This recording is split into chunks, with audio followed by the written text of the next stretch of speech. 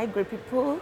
How you doing today? Today is my fifth wedding anniversary, and I'm so grateful, and I'm not taking it for granted at all. Looking back, I could remember I used to be scared of marriage, and not my fault anyway. It was due to the fact that all the weddings around me, environment, things like that, they were nothing to write home about. And so I was like, if this was marriage is all about, I'm not going into marriage. Let me just enjoy myself. And during the boyfriend and girlfriend thing, I was enjoying it to the extent that I wasn't even thinking about any marriage because it was much fun and all that. And looking at the examples of marriage all around me, I don't think I needed to go into marriage.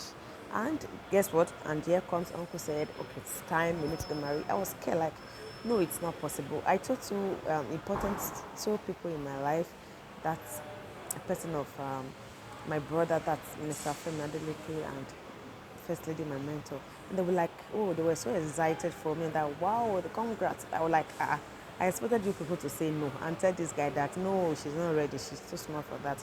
And they gave him go ahead.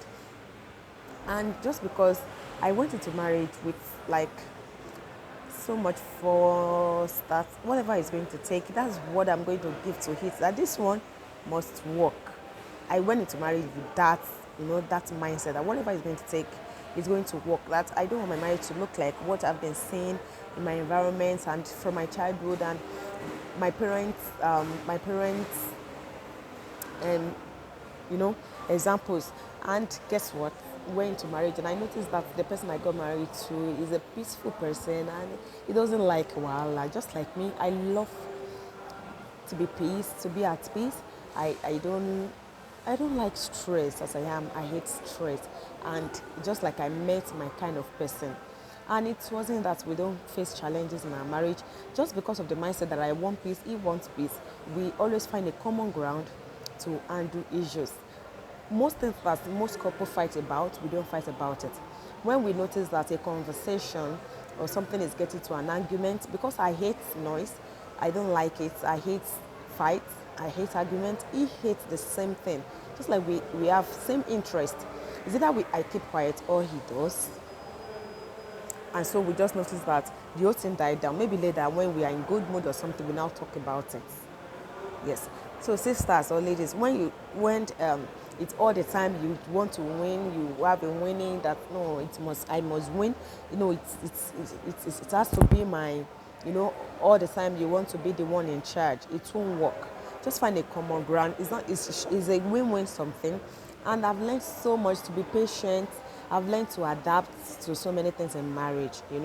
And I've learned not to compare.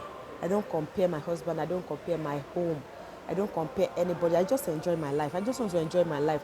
And guess what? Every moment I find myself, I try to make it the best. I try to work at it. I try to just do with what I have. I don't compare. There's no point. The Bible says they compare themselves among themselves. They are not wise because our seasons are different, our destinies are different, God's plan for us are different. My marriage is different. Your whole man is different from my man. I'm different from your lady. So you cannot use my own to determine my own yardstick to determine your home marriage. It's not going to work because my man is different. I learned this from my mentor. When I was about to get married, she told me that, my own husband is different from my husband. So I'm not going to give you any advice. Just go into it, and you guys should be real to yourself and enjoy every moment. And that's what had been happening. I can tell you categorically that these 5 years has been an amazing year for me and my family. And guess what? For couples, those that are already married, please always take our time to take yourself out. The wife can take the husband out, or the husband does the same. It's very important, especially when you start having kids. The excuses we always give to ourselves is that we don't have time. I don't have time. I'm too busy. Oh, I don't want to be with my children that I love so much. Who told you I don't love my children? I love them like crazy. And guess what? Because my own life is also important, and parenting has an inspiring date. Yes, parenting have an inspiring date. Because it will be a time that you don't even exist in their life. They want to live their life the way they have. Mommy and daddy, they don't care about you. So what do you do then? So it's high time that the couple, you take yourself out. There's cases that nobody to keep your children with. Nobody to keep your children with. Who says who? Says who? Nobody to keep your children with. You can keep your children with your parents or just find something. There's a way. You will not be sick in Jesus' name, but if something happens to you, don't you think that children that you don't want to leave, they will eventually go somewhere to stay or something to take care of yourself. So don't wait till that time. Just create time, because I know parents, especially mothers, even fathers, everything about you is that you want to make money, you want to make a lot of money, and you don't have time for yourself. Same with mothers, is in the kitchen. After kitchen, you go to work, you want to make money as well, you want to do so many things. I think you need to take out time to go out, bond with your husband, because these children will leave you one day. You know, is that they get married, they go to school, they will leave you. So which means you are left with your husband, and you have to like go back to your boyfriend and girlfriend, and so that you guys don't grow apart. It's high time, and don't let the children take the place of your husband in your heart.